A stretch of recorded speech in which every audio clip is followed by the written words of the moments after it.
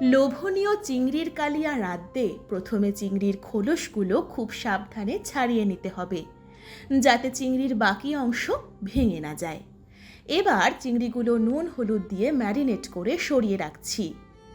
আলুর খোসা ছাড়িয়ে অর্ধেক করে কেটে জলে ডুবিয়ে রাখলাম, আর টমেটোগুলো কেটে নিলাম।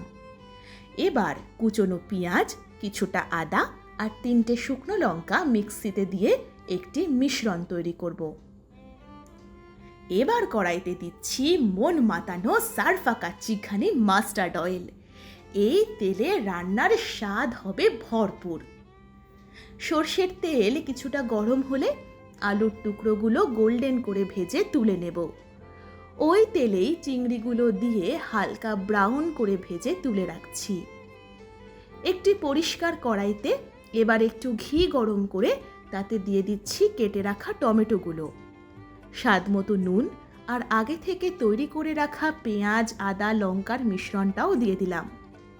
তারপর হলুদ আর লঙ্কা গুঁড়ো দিয়ে ততক্ষণ কষবো যতক্ষণ না রং এরকম লালচে হচ্ছে। মশলা থেকে তেল ছাড়তে শুরু করলে তাতে দিয়ে দেব ফেটিয়ে রাখা টক দই।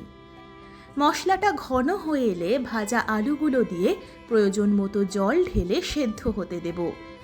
এবার ভাজা চিংড়িগুলো কড়াইতে দিয়ে দিলাম। একটি পাত্রে গরম জলে তেঁতুল ভিজিয়ে সেই ছ্যাঁকা জলটা কড়াইতে মিশিয়ে দিলাম। গ্রেভিটা ঠিকমতো হয়ে গেলে সারফা কাচ্চিঘানি মাস্টার্ড অয়েলের অপূর্ব গন্ধে চারিদিক ভরে উঠবে।